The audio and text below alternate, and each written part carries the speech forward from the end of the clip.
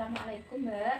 Masalah Mbak. Perkenalkan, nama saya Novia Ulfa dari Fakultas Kesehatan Universitas Kediri, program studi NOS. Di sini saya akan memberikan penyuluhan tentang pista ovarium. Ini Mbak ada leafletnya.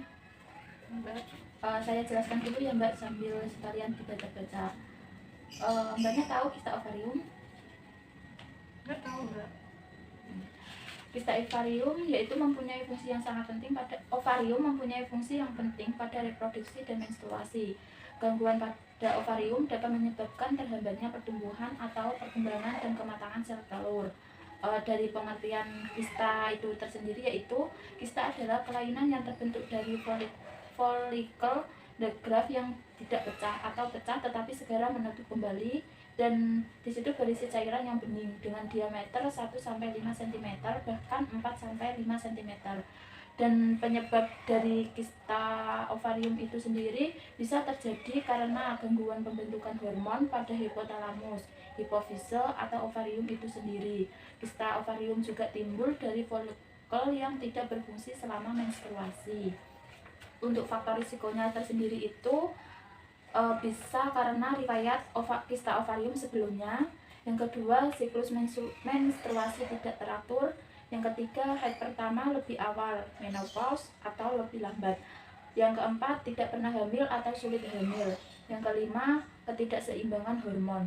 Yang keenam, wanita dengan keluarga pernah kanker ovarium. Yang ketujuh, wanita yang pernah menderita kanker payudara atau usus besar. Tanda gejala yang timbul pada kista ovarium yaitu yang pertama, perut terasa kayak penuh, ada massa berat, kembung. Terus yang kedua, tekanan pada dubur atau kandung kemih, sulit buang air kecil. Yang selanjutnya, haid tidak teratur, nyeri panggul, nyeri senggama, mual dan ingin muntah, pengerasan payudara mirip pada saat hamil. Yang selanjutnya terakhir, nyeri tekan perut bagian bawah yang akut. Untuk proses pengobatannya itu nanti ada dua Mbak. Yang pertama observasi, yang kedua operasi. Yang observasi itu jika kista tidak menimbulkan gejala, maka cukup dimonitor atau dipantau selama 1-2 bulan. Karena kista fungsional akan menghilang dengan sendirinya setelah 1 atau 2 siklus haid. Tindakan ini diambil jika tidak curiga ganas. Kontrasepsi oral yang diberikan oleh dokter untuk membantu menormalkan siklus menstruasi. Yang kedua yaitu operasi. Jika kista membesar, maka dilakukan tindakan pembedahan, yaitu dilakukan pengambilan kista dengan laparoskopi atau laparotomi. Itu Mbak, sekian penyuluhan dari saya. Apakah ada yang ditanyakan? Mbak, saya mau tanya, itu semisal kistanya itu tidak diobati dengan cepat, apa ya yang akan terjadi? Lebih baik itu segera, maksudnya itu gini Mbak, lebih cepat lebih baik. Kalau semisal sudah tahu Mbaknya kalau udah mengidap kista, lebih baik dilakukan pengobatan. Nanti takutnya semakin membesar malah nanti akan dilakukan kayak operasi laparotomi atau laparoskopi. Itu nanti itu dilakukan kayak pembedahan gitu Mbak. Tapi itu bisa sembuh ya Mbak berarti?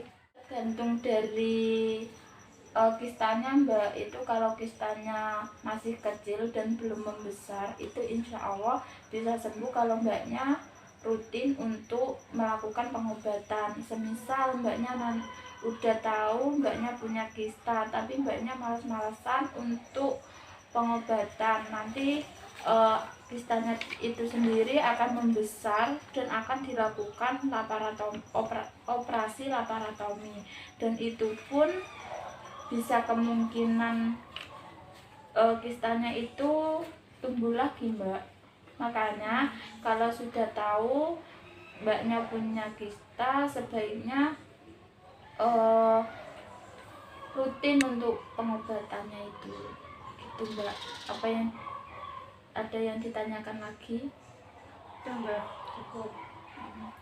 Sudah Mbak, sekian penyuluhan dari saya. Apabila ada kata yang salah, mohon maaf. Wassalamualaikum warahmatullahi wabarakatuh.